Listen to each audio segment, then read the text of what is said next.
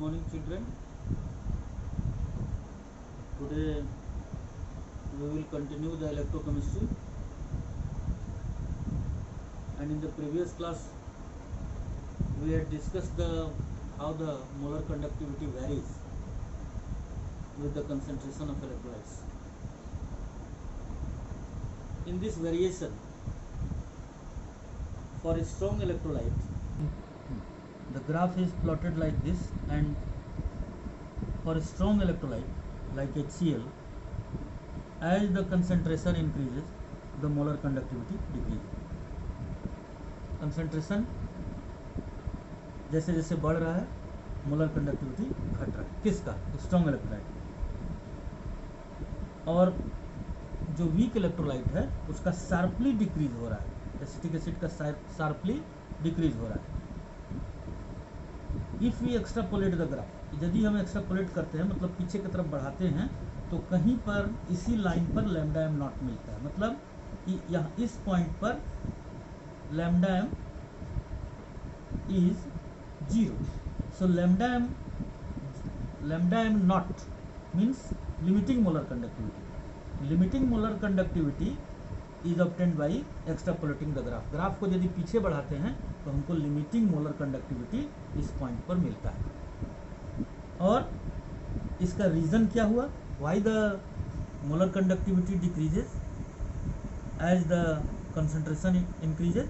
तो concentration increase करने का मतलब होता है कि जैसे जैसे कंसंट्रेशन इंक्रीज होगा तो इंटर आयनिक अट्रैक्शन बढ़ेगा, और इंटर आयनिक अट्रैक्शन जब बढ़ेगा तो मोबिलिटी घट जाएगा. जब अट्रैक्शन बढ़ेगा तो क्या होगा?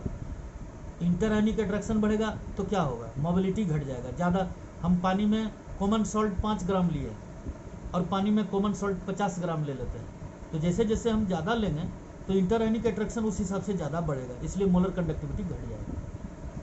तो स्ट्रॉन्ग इलेक्ट्रोलाइट के केस में रीजन क्या होता है? Inter ionic attraction. Inter ionic attraction, inter ionic attraction increases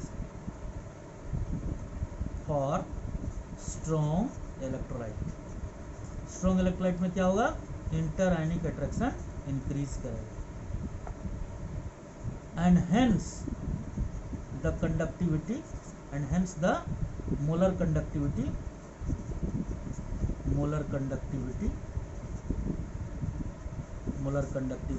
decreases. For weak electrolyte what happens? Since क्यों वीक इलेक्ट्रोलाइट में ऐसा होता है कि जैसे जैसे कंसंट्रेशन बढ़ेगा मोलर कंडक्टिविटी शार्पली डिक्रीज हुआ. इस तरह से जैसे जैसे कंसंट्रेशन बढ़ा मोलर कंडक्टिविटी शार्पली डिक्रीज हो गया. तो इसका कारण क्या है? इसका कारण है कि जैसे जैसे कंसंट्रेशन बढ़ेगा वैसे वैसे मोलर कंडक्टिविटी इस तरह से शार्प डिक्रीज होगा. क्योंकि यदि वो वीक इलेक्ट्रोलाइट है तो वीक इलेक्ट्रोलाइट के केस में डिसोसिएशन बहुत ही कम होता है. तो जब डिसोसिएशन ही नहीं होगा तो आयंस कहाँ से आएगा? अब जब आयंस ही नहीं होगा तो मोबिलिटी कहाँ से आएगा? कम मोबिलिटी होगा, कम स्पीड होगा, कम कंडक्टिविटी होगा, करंट को ढोने वाला कम है, आयंस ही कम है. तो जब तक कि इस वीक इलेक्ट्रोलाइट लेने से क्या होता है कि as we take the weak electrolyte then there is the least dissociation. Hence for weak electrolyte least dissociation. Least मतलब very weak dissociation. Least dissociation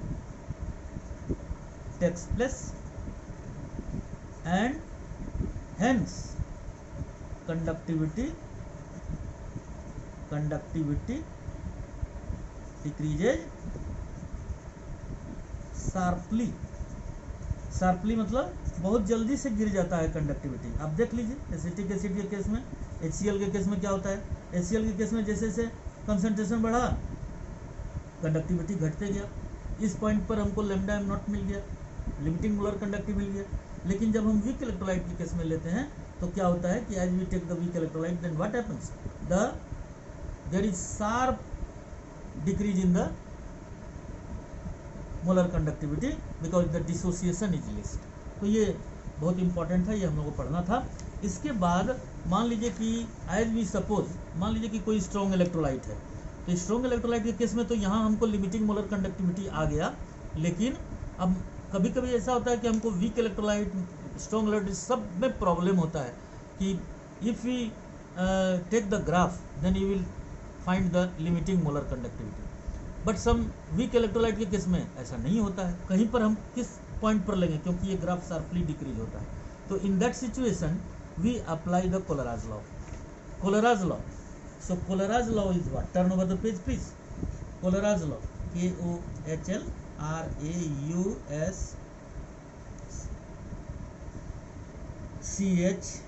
Kohlraj law. What is Kohlraj law? Write down the molar conductivity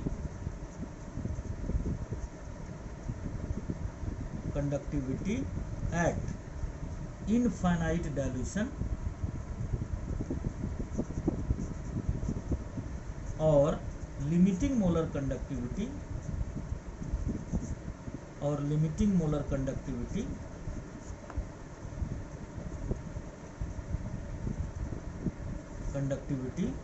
is equal to the conductivity of respective ions.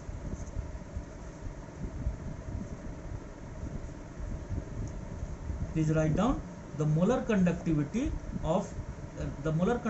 at infinite dilution. The molar conductivity at infinite dilution is also called limiting molar conductivity and is equal to the conductivity of sum of respective ions, मतलब उसका जो ions है उसका सम के बराबर होता है। जैसे मान लो कि lambda m naught is equal to v plus lambda plus naught plus v minus lambda minus naught, where lambda m naught is what? It is limiting molar conductivity, and V plus and V minus are the coefficient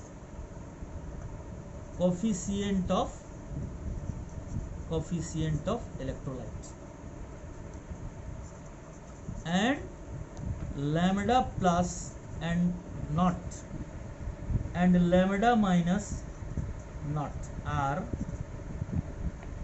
ionic conductivity of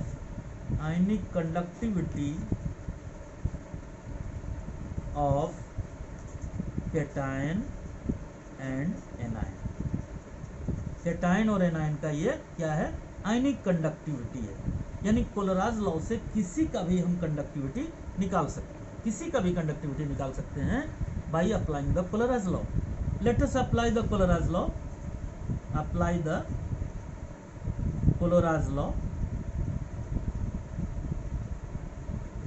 Let us apply the Kohlraj law on NaCl. Please turn over the page, We can apply the Kohlraj law on NaCl. Lambda m naught NaCl is equal to lambda Na plus not plus lambda not Cl minus. This is the expression for the limiting molar conductivity of NaCl. Now similarly the lambda m naught Al2SO4 whole 3 will be what? Lambda m Al2SO4 whole 3 will be what?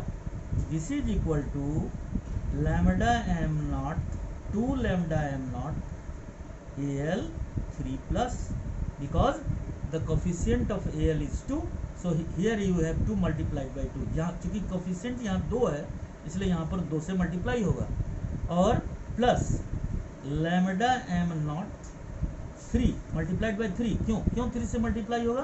क्योंकि यहाँ पर coefficient 3 है, तो 3 lambda m not SO4 double minus.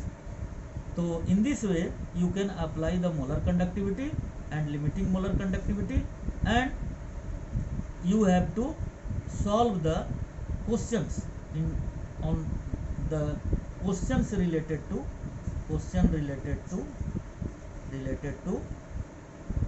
molar conductivity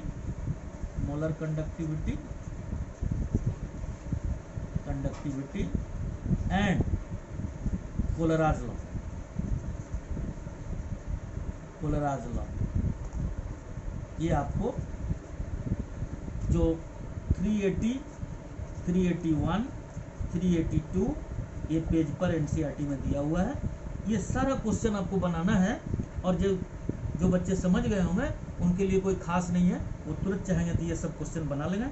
आप लोग बेहतर होगा कि ये सब क्वेश्चन आप लोग बना लीजिए। कोई भी दिक्कत हो बच्चे हमको मैसेज दें, हम उसको सॉल्व कर देंगे।